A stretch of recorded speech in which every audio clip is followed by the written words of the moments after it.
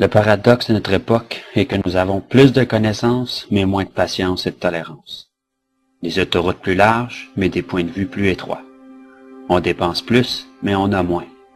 On achète plus, mais apprécie moins. Nous avons de plus grandes maisons, mais des plus petites familles. Plus de commodités, mais moins de temps. On a plus de diplômes, mais moins de sens. Plus d'éducation, mais moins de jugement. Plus d'experts, mais plus de problèmes. Plus de médicaments, mais moins de bien-être. On boit bien trop, on fume bien trop, on dépense sans réfléchir, puis on rit pas assez. On conduit trop vite, on se fâche trop, on se couche trop tard, puis on se lève trop fatigué. On lit pas assez, on regarde trop de TV, puis on ne médite pas assez. Nous avons multiplié nos possessions, mais perdu nos valeurs. On parle trop, aime trop rarement, puis haït trop souvent. On a appris à gagner sa vie, mais pas à la vivre. Nous avons ajouté des années à la vie, mais pas de vie aux années. Nous sommes allés sur la Lune, mais il nous est difficile de traverser la rue pour rencontrer un nouveau voisin. Nous avons conquis le cosmos extérieur, mais pas notre chaos intérieur. On fait des choses plus grandes, mais pas meilleures. Nous avons plus d'hygiène, mais nous avons pollué même notre âme. Nous avons conquis l'atome, mais pas nos préjugés.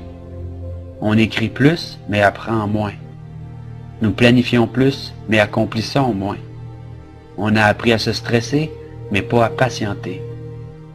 Nous construisons des ordinateurs pour retenir plus d'informations, produire plus de copies que jamais auparavant, mais nous communiquons de moins en moins. Nous sommes à l'ère de la restauration rapide, mais de la digestion lente. Des grands hommes, mais des petites personnalités. Des profits records, mais des relations superficielles. Nous sommes à l'ère de 2 revenus, mais avec plus de divorces. Des maisons plus fancy, mais avec des foyers brisés.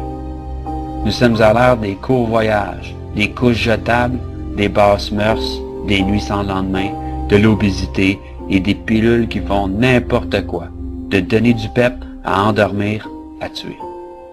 Nous sommes à l'ère des showrooms bien remplis avec des entrepôts vides. Rappelez-vous de dire « je t'aime » à votre partenaire et à vos bien-aimés. Mais surtout, pensez-le. Une bise et une accolade soulageront un mal lorsque sincère. Souvenez-vous de vous tenir la main et de chérir ce moment présent, lorsqu'un jour cette personne nous quittera.